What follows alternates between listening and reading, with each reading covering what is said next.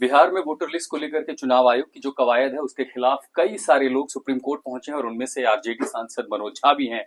मनोज जी, अभी तो supreme court ने डाल दिया 10 तारीख को इस पर सुनवाई होगी। नोटिस तो नहीं जारी किया, लेकिन हाँ कॉपी जरूर देने को कहा गया। ऐतराज किस बात से है? देखिए, एतराज तो कई चीजों से है। संभवतः इतने छोटी बातचीत में सब हो नहीं पाएगा। मैं चाहूंगा कि आप लोग खुद भी, क्योंकि आपका चैनल भी इस चीज को बार बार बता रहा है कि लोगों में किस प्रकार की हताशा का माहौल है।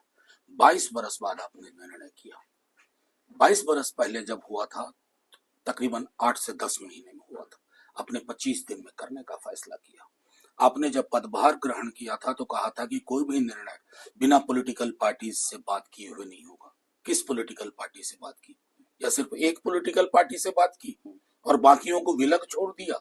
11 दस्तावेज, ये नहीं तो कुछ भी मान्य नहीं। कौन से अध्ययन से ये तय हुआ?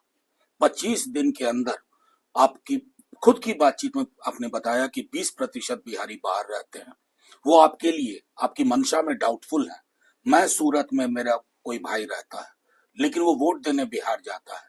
आप सबको 25 दिन के अंदर दाखिल करने के बजाय खारिज करेंगे। एक दलील अगर मैं चाहूं आप उस पर अपनी बात कहें कि बहुत सारे जैसे प्रवासी मजदूर हैं, वो जिन शहरों में जाते हैं काम करने, कई लोगों ने वहीं पर वोटर कार्ड बनवा लिया, वोट भी वहीं पर डालते हैं। और दूसरा जो दस्तावेज है, दस्तावेज तो पहचान होते हैं। अगर चुनाव आयोग की दलील समझे तो दस्तावेजों से ऐतराज है क्यों? नहीं, दस्तावेजों से इसलिए तो किसने आपको, क्योंकि आर्टिकल 326 और रिप्रेजेंटेशन ऑफ पीपल्स एक्ट दोनों को पढ़िए। कहीं भी ये तय है कि ये मान्य या अमान्य? किसने आपको ये निर्णय करने का फैसला किया? आपका काम है, जो आप पहले कहते थे विज्ञापन में, कोई मतदाता छूटे ना। आपका सिर्फ वो काम है।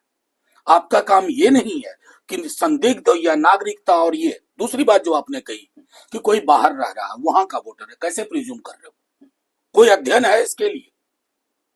मैंने अपना उदाहरण दिया था कि जब मैं दिल्ली में नौकरी करने लगा, फिर भी 15 बरस तक मैंने यहाँ की वोटर आईडी कार्ड नहीं बनवाई। मैं बिहार का वोटर था और चुनाव में बिहार जाता था।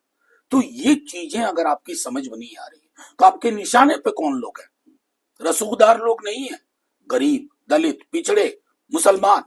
आप चाहते हैं उनको खारिज कर दे उनके सबसे मौलिक अधिकार से, राइट टू वोट।